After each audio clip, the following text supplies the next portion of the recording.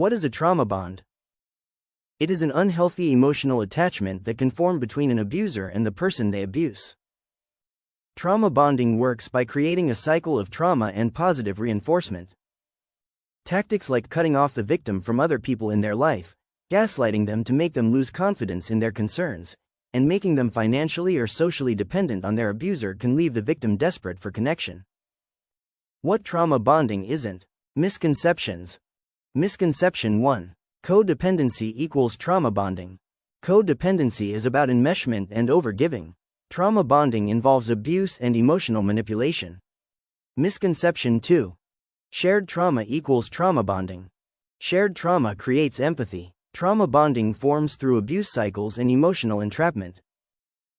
Misconception 3. Intense chemistry equals trauma bonding. Chemistry is mutual attraction. Trauma bonding is emotional addiction formed through cycles of harm and reconciliation. 7 stages of trauma bonding. Love bombing. Excessively flatters and praises partner. Trust and dependency. Does anything to gain the partner's trust and dependence. Criticism. Blames and criticizes partner to make them feel bad about themselves. Gaslighting.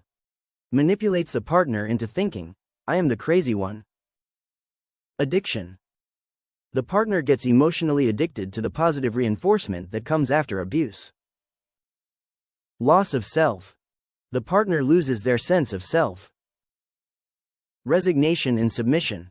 The partner gives in to avoid conflict and please their abuser. Trauma bond versus real love.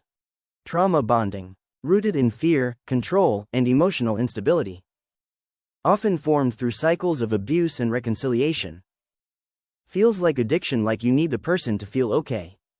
Involves power imbalance, manipulation, or emotional dependency. You may feel anxious when apart, but not calm when together. Boundaries are weak or constantly violated. You stay hoping they'll change, even when the relationship hurts. Real love. Rooted in mutual respect, emotional safety, and trust. Built gradually through consistency and healthy communication. Feels nourishing, not addictive. Power is shared. Both partners feel seen and valued. You feel safe both alone and together. Boundaries are honored and help deepen intimacy. You grow together, not shrink to stay connected. Are certain attachment styles more vulnerable to trauma bonds? Yes.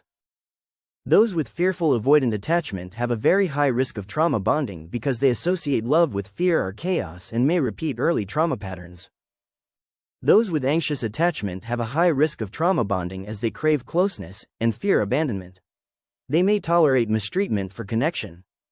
Those with dismissive avoidant attachment have moderate to low risk of trauma bonding as they avoid emotional dependency, but they may stay in unhealthy relationships to avoid vulnerability. Those who are securely attached have low risk of trauma bonding because they have healthy boundaries and emotional regulation, causing them to be less likely to tolerate abuse. Don't forget to follow and subscribe. Thanks for watching.